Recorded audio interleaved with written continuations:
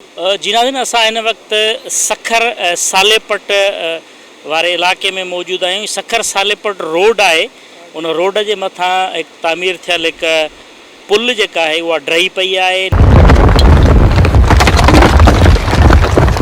नतीजे में सखर सालेपट रोड जेको आहे उहो ट्रैफ़िक जे लाइ बंदि थी वियो आहे ऐं हिन रोड जे ज़रिए सालेपट खां माण्हू सखर ऐं सखर खां सालेपट ईंदड़ आहिनि। उहा हंधि जिते पुल ड्रही पई आहे, रोड जेको आहे बंदि थी वियो आहे, उते मौजूदु आहियूं। हीउ कारो नारो सॾिबो आहे जंहिंजे मथां हीअ पुल तामीर थियल ई बरसाती पाणी जेका आहे उहो हिन कारे नारे मां क्रॉस कंदो आहे ऐं उन नारे जे मथां ठहियल हिकु पुराणी पुल जेका आहे उहा ड्रही पई आहे ऐं पुल ड्रहण जे नतीजे में आमदरफ़्त जेका आहे उहा बंदि थी वई आहे। RD 71 वारो ही इलाइक़ो आहे, सालेपट जे RD 71 वारो इलाइक़ो जिते पुल ड्रही पई आहे ऐं जंहिं हंध ते इहा पुल ड्रही पई आहे उन ई हंध जो वफ़ाक़ी वज़ीर सैयद ख़ुर्शीद अहमद शाह बि हिन वक़्तु दौरो करे रहियो आहे। उन सां बि गुफ़्तगू कंदासीं त हीअ पुल ड्रहण जे नतीजे में सालेपट सखर रोड जेको आहे उहो मुनक़द थियो आहे, इन जी बहाली जे लाइ छा थींदो ऐं हीउ नारो जेको आहे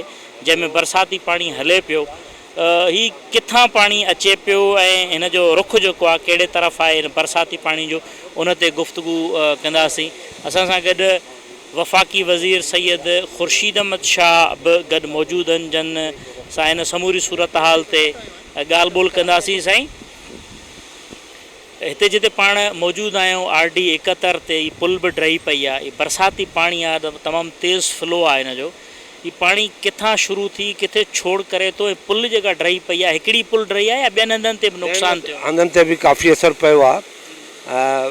हिन वक़्तु जेके जंहिं जाइ ते असां बीठा आहियूं इहा बिर्ज आहे स्कार्प जी, जिते स्कार्प नालो आहे ऐं पुराणी बिर्ज आहे ऐं हीअ सखर ऐं सालेपट खे ऐं सिकंदराबाद खे, खैरपुर खे, सांगड़ खे मिलाईंदड़ रोड आहे ऐं हिन जी वॾी अहमियत आहे।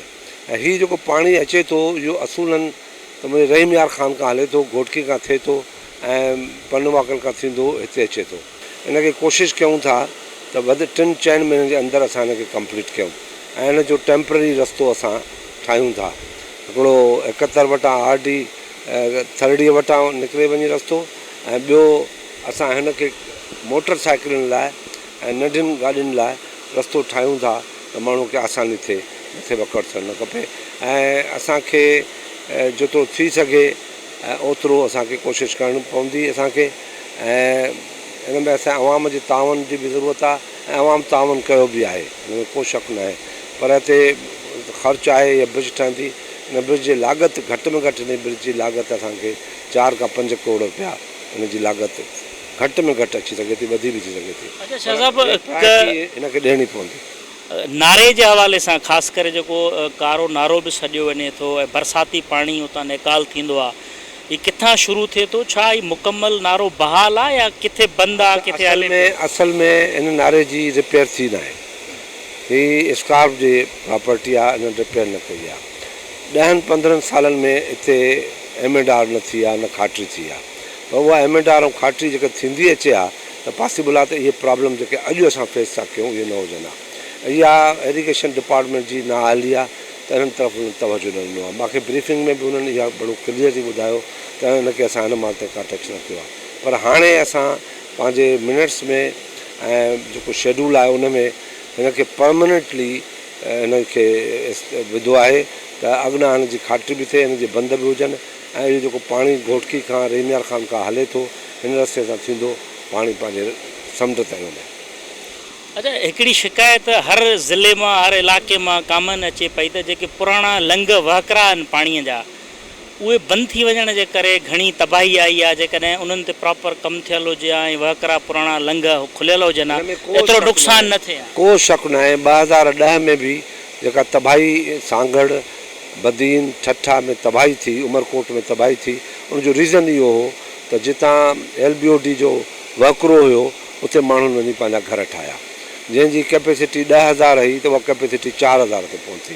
6,000 पाणी जेको आहे सो न पियो आयो ऐं रुकिजी वियो पियो ऐं उन ॿिया रस्ता पियो ॾिठा। त हाणे हुकूमत खे ड्रास्टिक वे में इन शइ ते कोशिशि करणु खपे त इहे जेके लंघ रस्ता दरिया जा आहिनि जेको दरिया जॾहिं अचे थो पंहिंजे मौज में त उहा कंहिं शइ खे नथो ॾिसे ऐं इंसानी जानुनि जो नुक़सानु थो थिए। त उतां जे माण्हुनि खे बि अपील इहा कंदासीं त उहे रस्ता छॾनि ऐं पंहिंजी सेफ जाइ ते वञे ऐं गवर्नमेंट कोशिशि करे की अहिड़ियूं रेवेन्यू जूं ज़मीनूं हुजनि जेके उन्हनि जे हवाले करे पर कैनाल जे हिसाब सां उनखे हवाले करे या पर वैसे जे हिसाब सां त उहे माण्हू उते शिफ्ट थी वञनि, छो त हू बि पाकिस्तानी आहिनि, पाकिस्तान में रहनि था। रियासत जी ज़िमेदारी आहे त अजो लटो कपिड़ो ॾे। सखर समेत ॿियनि जन शहरनि में पुराणा नाला जेके हिन वक़्तु लटिजी विया आहिनि, भरिजी विया आहिनि या उन जे मथां घर ठही विया आहिनि, त उन्हनि खे ॿीहर बहाली जे लाइ बि का आहे रिथा? यकीननि मूं पंहिंजे रिकमेंडेशन्स में इहे शयूं ॾिनियूं। महिरबानी नाज़रीन, अवां गुफ़्तगू ॿुधी वफ़ाक़ी वज़ीर सैयद ख़ुर्शीद अहमद शाह RD 171 जेका 71 ते हिन वक़्तु मौजूदु हो। पुल मुंहिंजे पस मंज़र में अवां हीअ ॾिसी रहिया आहियो त पुल टुटी पई आहे, ड्रही पई आहे। बरसाती तेज़ पाणी जेको मुख़्तलिफ़ इलाइक़नि मां वहकरा जेके आहिनि उहे हिन कारे नारे में छोड़ कनि था। हिन कारे नारे जी पुल जेका आहे उहा ड्रही पई आहे। नतीजे में सालेपट ऐं सखर जो जेको मुख्य रोड आहे उहो बंदि थी वियो आहे ऐं हीअ रोड सांगड़ ताईं जेको आहे उहो वञे थो। नतीजे में अॼु हीअ रोड बंदि आहे ऐं पुल जेका आहे उहा ड्रही पई आहे। कैमरामैन रज़ाक सोलंगी सां गॾु जान मोहम्मद माहिर, KTN न्यूज़, सखर।